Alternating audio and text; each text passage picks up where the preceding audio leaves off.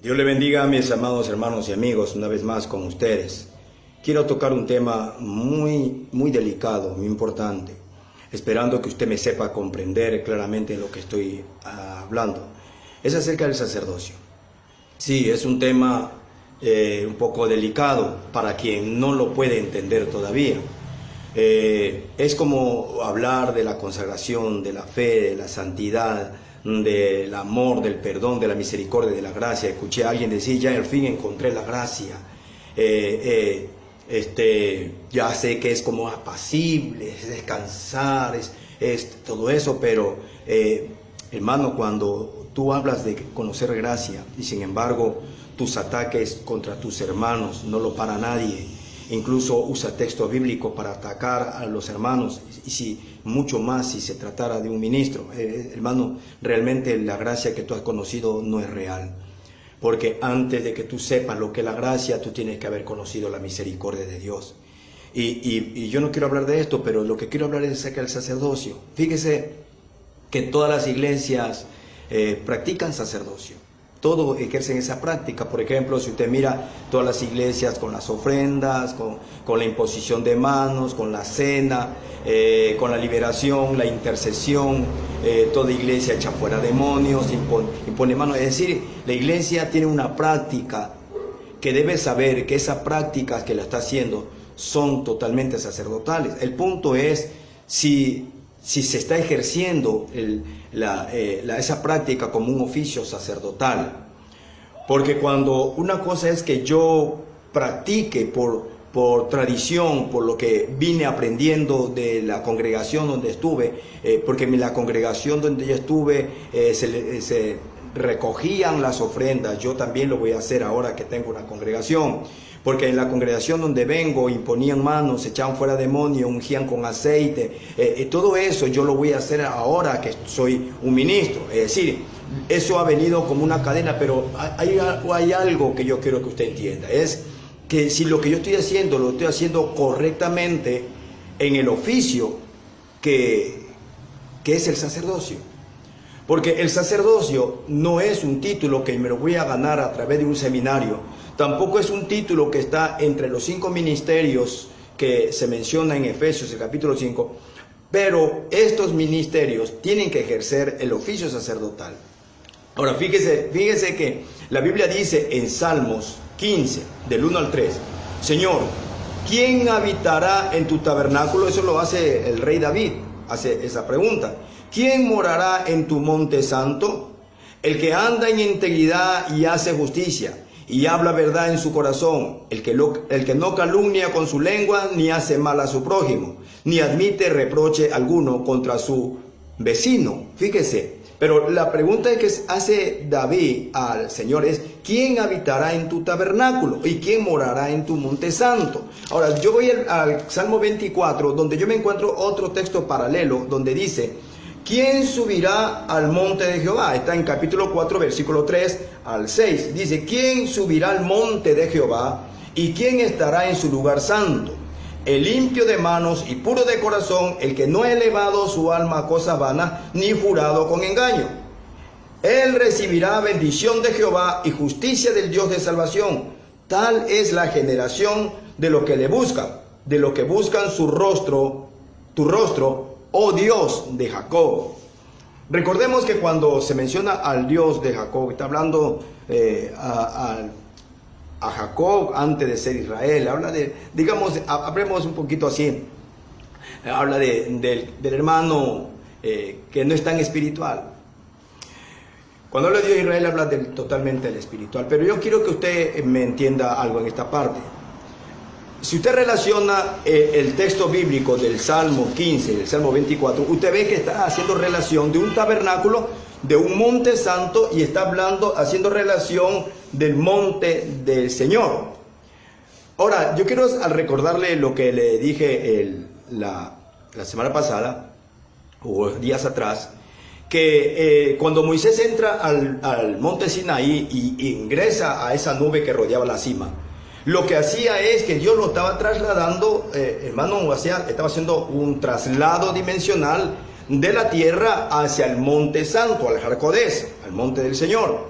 Entonces es allí donde Dios le muestra la instrucción, el diseño del tabernáculo. Y ese tabernáculo, yo quiero que usted me entienda algo, que en ese tabernáculo no todo Israel iba a entrar. El plan de Dios era que Israel totalmente, las 12 tribus de Israel, fuera un pueblo de sacerdotes, es decir, todas las 12 tribus. Pero cuando usted comienza a leer la historia y por qué razón Dios no permite que 11 de ellas no entren a hacer el sacerdocio. Hermano, Dios elige a la tribu de Leví. Yo no quiero entrar en detalles con referente a por qué Dios lo hizo, pero usted puede leer la Biblia y lo puede entender. Pero Dios elige de las 12 tribus a una sola, la tribu de Leví, para que ellos puedan ejercer el oficio sacerdotal. Ojo lo que le estoy diciendo, es el oficio sacerdotal.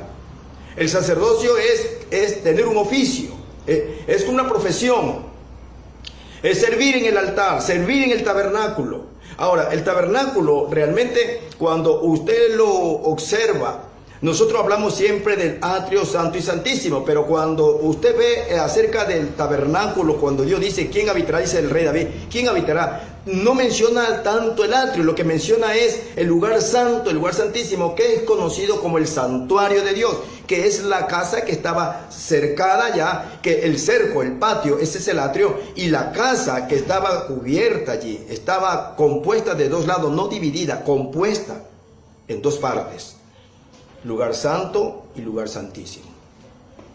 Pero dice el rey David, ¿quién entrará? Es decir, está hablando, ¿quién podrá ser sacerdote? En el tabernáculo ejercía el oficio el sacerdote, el llamado, el elegido del sacerdocio. Es el que iba a trabajar directamente a un oficio de servicio a Dios, de altares. Entonces, fíjese, hermano, que la iglesia, casi todas las congregaciones, no iglesias, las congregaciones tienen esa práctica. Por ejemplo, un sacerdote no recoge ofrendas. La mayor parte de las congregaciones dice vamos a recoger las ofrendas no se recogen. Esa es una doctrina romana. Es una doctrina romana que la iglesia evangélica la adoptó. Lo que la iglesia romana recogen son limosna. No son ofrendas, son limosna. Y las congregaciones cuando dicen vamos a recoger las ofrendas, están ligándose a la doctrina romana, que es la que recoge la limosna. El sacerdote, la iglesia sacerdotal, la congregación sacerdotal, lo que hace es presentar ofrendas. No se puede ir con algo a la banca a que los hermanos depositen las ofrendas, los diezmos, como hacen muchas congregaciones. Mire, son actividades sacerdotales, pero sin tener el oficio sacerdotal. Se está recogiendo las ofrendas, se está moviendo allí las ofrendas. Así se da mal uso a veces hasta el aceite. La imposición de mano, cualquiera impone mano, hermano. Discúlpeme, pero estoy hablando de que solo el que conoce el oficio sacerdotal puede hacerlo. Fíjese, por ejemplo, cuando dice, vamos a mirar, el limpio de mano. ¿Y quién estará en su lugar santo? Porque de allí empieza una función, digamos, muy seria, muy complicada, muy delicada para el sacerdote. El lugar santo y el lugar santísimo. No estamos hablando de una forma literal, ¿no? No es que vaya de pronto como en una iglesia, una congregación que hace muchos años asistí. Hermano, yo que entro a la congregación pensé que estaban velando a alguien. Pensé que habían hecho como una especie de sala de velación, porque cuando yo entro me encuentro con algo así terrible, hermano, una tela transparente. Y cuando veo es que adentro tenían el arca del pacto y decían que ese era el lugar santísimo y que nadie podía ingresar allí. No se trata de ser algo literal, hermano. Dice, ¿quién entrará? ¿Quién subirá al monte de Jehová? ¿Quién subirá al monte del Señor? O al Jarcodés, al monte santo. ¿Y quién estará en su lugar santo? El limpio de manos y puro de corazón. Mire, hermano, estamos hablando de que el sacerdote debe tener una consagración de acuerdo a su llamado. ¿Sabe cuál es el problema?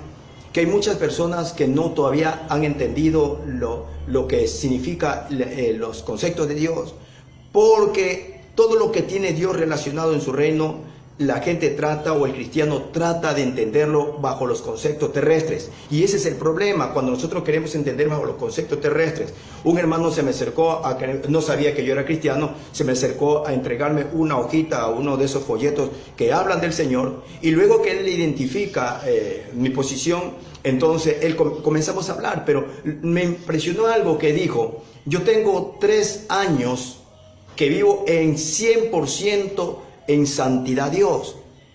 Tengo 3 años 100% viviendo en santidad a Dios. ¿Sabes, hermano, qué es lo que significa vivir en santidad 100%? ¿Sabe que, hermano, ese es un problema cuando el cristiano no tiene claro realmente lo que es la santidad, lo que es la consagración, lo que es apartarse? Cuando uno habla, me voy a consagrar para Dios, estoy diciendo que me voy a apartar para Dios. Consagrarse, hermano, a veces uno lo espiritualiza todo, pero consagrarse significa apartarse para alguien, de una cosa para alguien. Entonces, si yo voy a apartarme, yo digo voy a consagrarme para Dios, que sí que me voy a apartar del mundo para el Señor. Me voy a apartar de las cosas vanas para el Señor. Me voy a apartar de las tinieblas para la luz. Me voy a apartar del reino de tinieblas para el reino de Dios. Entonces, ¿qué quiere decir, hermano? Que eso es lo que significa, hermano. Me voy a apartar del pecado. Eso es consagrarse.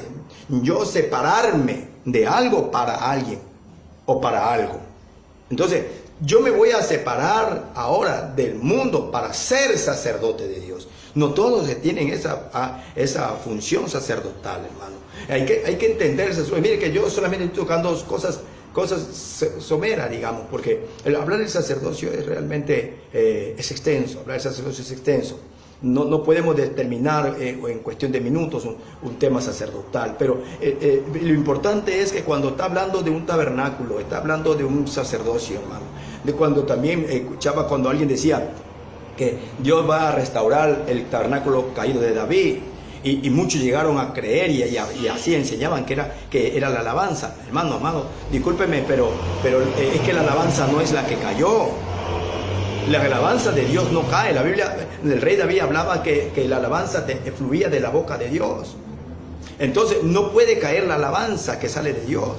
Lo que caen son los instrumentos que servían para alabar a Dios. Eso es lo que cayeron, hermano. Y cuando hablan de la restauración del tabernáculo de David que está caído, hermano, hablando del tabernáculo, está hablando de que entonces antes de que el tabernáculo sea restaurado, tiene que haber sacerdote. Un tabernáculo no puede haber, hermano, sin sacerdote, ni un sacerdocio no puede estar sin tabernáculo. Discúlpeme el enredo, que a veces ni yo mismo me entiendo, hermano.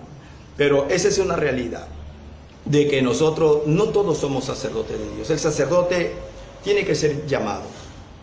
Y antes de este llamado ya tiene que haber sido, hermano, predestinado para el sacerdocio. La predestinación también es un tema muy extenso. Muchas iglesias no lo creen todavía, otros lo tienen de otra manera, pero la predestinación es muy importante del sacerdocio. El llamado al sacerdocio tiene que tener vestiduras sacerdotales. No estoy hablando de una sotana, estoy hablando de unas vestiduras, hermano, que la Biblia lo dice también acerca del sacerdocio. Hermano, el sacerdote tiene que tener un altar. No es como muchos dicen, yo sí tengo altar, porque todos los días me reúno con mi familia, tengo un altar familiar. Hermano, mira, el altar del sacerdote es diferente. Y a pesar de que en la familia el sacerdote es el varón, muchos no ejercemos ese sacerdocio dentro de la familia. Porque el altar que tenemos lo tenemos también equivocado, bajo conceptos humanos, bajo teología humana. Y ese es el problema. El sacerdote tiene altar, y ese altar, hermano, tiene un nombre. Cuando hablo de nombre, estoy hablando de una autoridad. No hablo de un nombre de identidad. No, estoy hablando de un nombre, estoy hablando de una autoridad, de un gobierno. Y ese gobierno, ese nombre, se mueve abajo las presentaciones de ofrenda. No se recogen ofrendas, se presentan las ofrendas, se presentan allí. La ofrenda ante el Señor, ante el gobierno, ante la autoridad, ante el Altísimo, se presenta la ofrenda. Y ese gobierno, esa autoridad, ese sistema, hermano, de Dios, que es de autoridad, tiene cosas poderosas, tiene poderes sobrenaturales.